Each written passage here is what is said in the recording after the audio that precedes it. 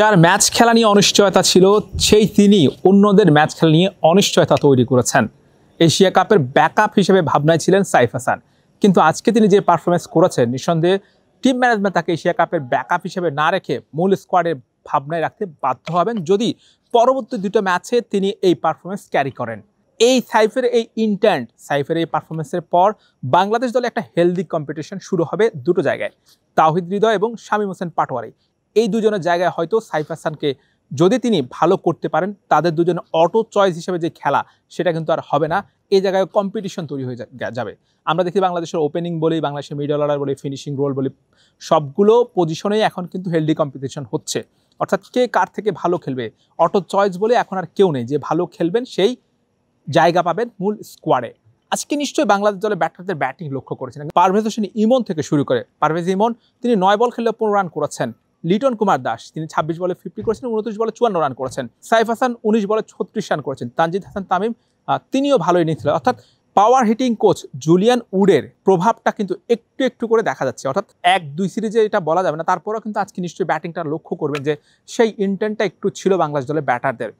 বাংলাদেশ দল কিন্তু এর আগেও 137 রানের টার্গেটে খেলতে নিলে আমরা কিন্তু দেখা যাচ্ছে অনেক কয়েক উইকেট হারিয়ে দেখা যাচ্ছে 18 ওভার বা 16-17 ওভার পর্যন্ত খেলতে পারতো বা খেলে ফেলেন। কিন্তু আজকে কিন্তু তারা কিন্তু ওভাবে রিল্যাক্সে খেলেনি। তারা চেয়েছিলেন যে যত দ্রুত এই রান তাড়া করা যায়। 13 ওভার 3 বলে কিন্তু জয়টা পেয়ে গেছে এবং খুব সহজ জয়। নেদারল্যান্ডসের বিপক্ষে বাংলাদেশ দলের ঠিক যেভাবে জয় পাওয়া উচিত সেভাবেই জয় পেয়েছে। অনেকে হয়তো নেদারল্যান্ডসের বোলারদেরকে আন্ডার এস্টিমেট করবেন কিংবা নেদারল্যান্ডস দলটাকে আন্ডার এস্টিমেট করবেন, কিন্তু না, নেদারল্যান্ডসকে আন্ডার এস্টিমেট করার সুযোগ নেই। বাংলাদেশের বোলাররা যেমন ভালো করেছেন, ব্যাটাররাও ভালো করেছেন। তাসকিন আহমেদের কথা বলতে হয়। তাসকিন 28 রান দিয়ে 4 উইকেট পেয়েছেন। তাসকিনের পারফরমেন্স যেমন ভালো, তেমনি ফিটনেসটাও দারুণ হয়ে গেছে। এর আগে পাকিস্তান সিরিজে তাসকিন উইকেট পেয়েছিলেন, কিন্তু ফিটনেস নিয়ে অনেক কথা হয়েছিল। সেই তাসকিন 1 মাসের ব্যবধানে কী পরিমাণ পরিশ্রম করে ওজন কমিয়েছেন, ফিটনেসটাকে একদম সুপার করেছেন, সেটা আজকের ম্যাচে প্রমাণিত হয়ে গেছে। লিটন কুমার দাসের রানে ফেরাটা নিঃসন্দেহে একটা ভালো সাইন, গুড সাইন। ক্যাপ্টেন যখন রানে থাকবেন তিনি অন্যদেরকে মোটিভেট করতে পারবেন, তিনি অন্যদেরকে মোটিভেট করা যে স্পিডটা পাবেন।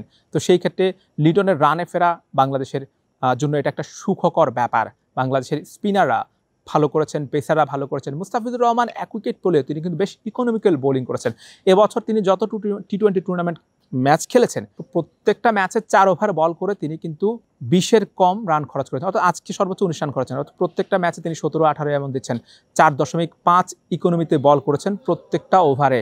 এই ধারাবাহিকতা তিনি কিন্তু প্রত্যেকটা দলের বিপক্ষে ধরে রেখেছেন। নিঃসন্দেহে এশিয়া কাপে যদি এই ইকোনমিটা ধরে রাখতে পারে, বাংলাদেশের ব্যাটিং ইউনিট যেমন শক্তিশালী হবে, বোলাররাও তেমনি সাহস পাবে বা অনেক বেশি হেল্প হবে দলের জন্য। বলছিলাম যে সাইফ হাসানের কথা, তিনি বেশ কয়েক বছর পর দলে ফিরে যে স্টেটমেন্টটা দিলেন, এটা কিন্তু আসলে কম কথা নয়। অনেক বছর পরে দলে ফিরেছেন, একটা চাপ তো নিশ্চয়ই নিজের মাঝে কাজ করেছে। সেই চাপ মাথায় রেখে তিনি কিন্তু একদম রিল্যাক্সে ব্যাটিং করেছেন। নিশ্চয়ই clean hit batter, clean hitting করেছেন তিনি। তার ছক্কাগুলো নিশ্চয়ই আপনারা দেখেছেন যে একদম চোখ ঝুড়ানো ছক্কা।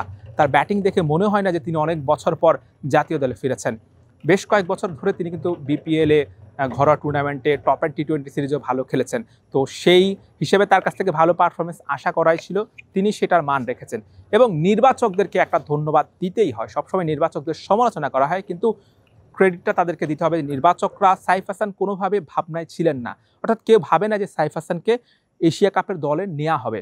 একদম আউট অফ বক্স গিয়ে ভাবনা করে, আউট অফ দ্য পয়েন্ট থেকে সাইফ হাসানকে নিয়ে আসা হয়েছে এই জন্য যে সাইফ ব্যাটিংয়ের পাশাপাশি বোলিংয়ে অবদান রাখতে পারবেন। আজকে কিন্তু সাইফ সেটাই করেছেন, ব্যাটিংয়ের পাশাপাশি বোলিংয়ে অবদান রেখেছেন এবং প্রথম ওভারে 2টো উইকেট শিকার করেছেন।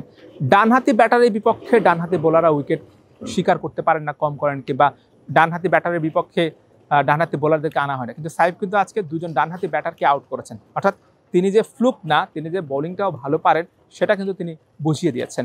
তবে সাইফকে পরবর্তী ম্যাচগুলোতে এই পারফরমেন্স ক্যারি করতে হবে, তাহলেই কিন্তু এশিয়া কাপের যে বলছিলাম যে তিনি ব্যাকআপ ভাবনা ছিলেন, সেখান থেকে তাকে হয়তো মূল ভাবনায় নিয়ে আসা হতে পারে, উইকেট কন্ডিশন অন্যান্য কিছু বিবেচনায়। সবশেষ বলতে হয় যে এই ম্যাচটা বাংলাদেশের নতুন এক বাংলাদেশকে আমাদের সামনে দেখিয়েছে, যাদের ইন্টেন্ট, যাদের ব্যাটিং অ্যাপ্রোচটা অনেক সুন্দর ছিল এবং দর্শকরা অনেক খুশি হচ্ছে। ম্যাচ জিতলে দর্শকরা খুশি, কিন্তু পারফরমেন্সে সন্তুষ্ট সবসময় বাংলাদেশ দল করতে পারে না। তো সেই জায়গা থেকে আজকে আমি মনে করি যে আসলে যারা বাংলাদেশের ক্রিকেট ভক্ত আছেন তারা পুরোপুরি সন্তুষ্ট, এবং ক্রিকেট সংশ্লিষ্ট যারা আছেন, ক্রিকেট বিশ্লেষক যারা আছেন, টিম ম্যানেজমেন্ট সবাই সন্তুষ্ট। আশা রাখছি যে এই রিদমটা নিয়ে বাংলাদেশ দল এশিয়া কাপে যাবে এবং এশিয়া কাপের স্বপ্নটা পূরণ হবে।